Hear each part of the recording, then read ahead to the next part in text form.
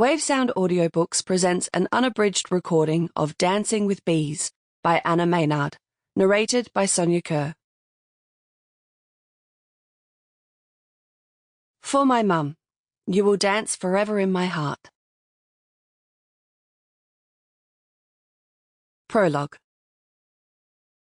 My fingers were nearly wrapped around the jar of honey when a hand snuck beneath mine, and I found myself grasping the enormous paw of a stranger. I stared at our interlocked fingers and felt a flicker of irritation. It was the last of the big jars on the market table.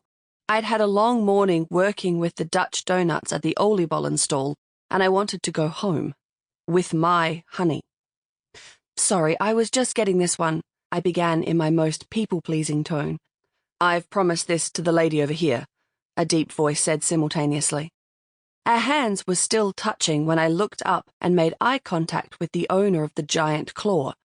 My stomach did an involuntary whoosh.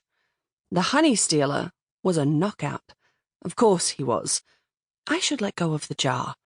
I couldn't be sure if I was too befuddled to move my hand or just determined to be the purchaser of the honey. But on reflection, it's a regrettable moment on my part. Particularly as I was the customer and, I now realized, he was on the selling side of the market bench.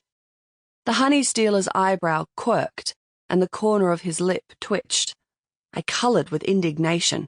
Knockout honey stealer was now silently laughing at me. Excellent. I've promised this to the lady over here, he repeated. He was far too handsome.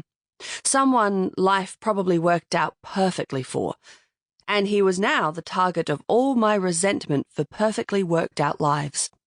A flash of annoyance had me imagining wrenching the jar out of his manly hand before darting through the crowd and all the way home with my loot, laughing gleefully. The Adonis gave what sounded like a surprised chuckle, and I realized I'd begun dragging the jar in my direction, so we were literally in a tug of war, a tug of jar, if you like. I came to my senses and let my hand return to my side. My stomach did a secondary whoosh when he flashed me a truly heart-stopping smile before whisking the honey away and moving out of my view to the other end of the crowded stall.